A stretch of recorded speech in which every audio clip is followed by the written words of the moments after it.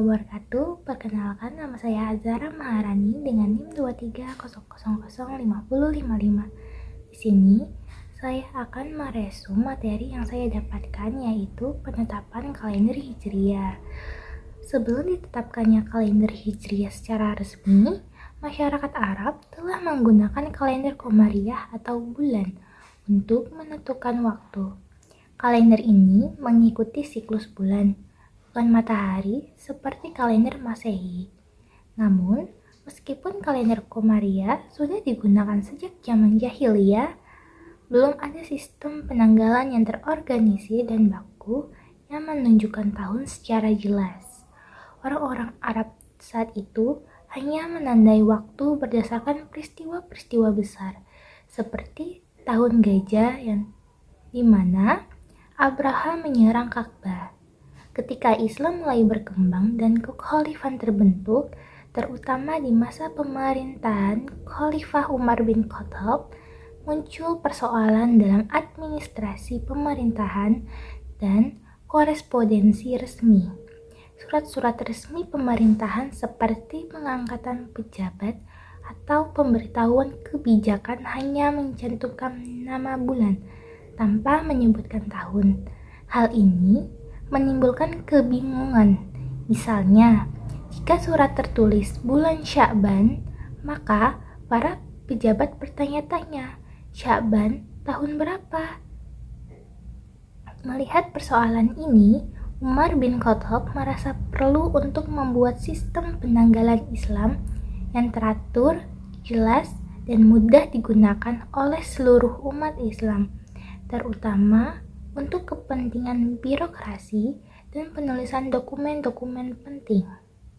Untuk menyelesaikan persoalan ini, Umar mengumpulkan para sahabat Nabi seperti Ali bin Abi Thalib, Utsman bin Affan, dan Abu Musa al-Asy'ari untuk bermusyawarah menetapkan titik awal penanggalan Islam.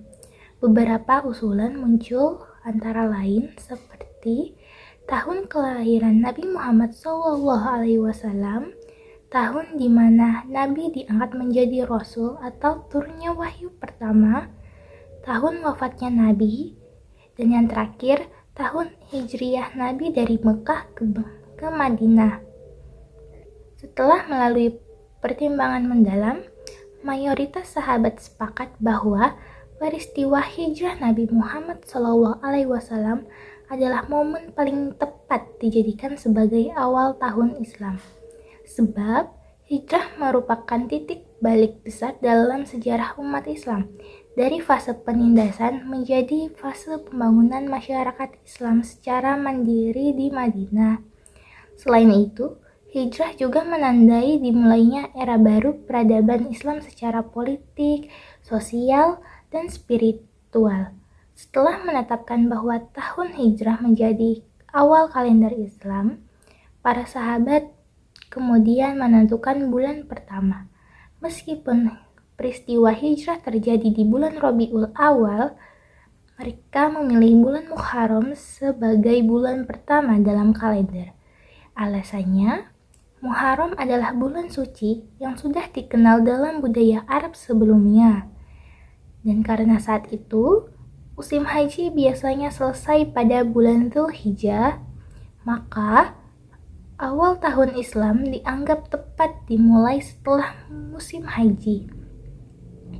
Akhirnya, pada tahun ke-17 Hijriah atau sekitar 638 Masehi, Umar bin Khattab secara resmi menetapkan 1 Muharram sebagai awal tahun baru Islam. Dan perhitungan tahun dimulai dari tahun hijrah Nabi, walaupun penetapannya dilakukan belakangan. Terima kasih. Thanks for watching. Please subscribe.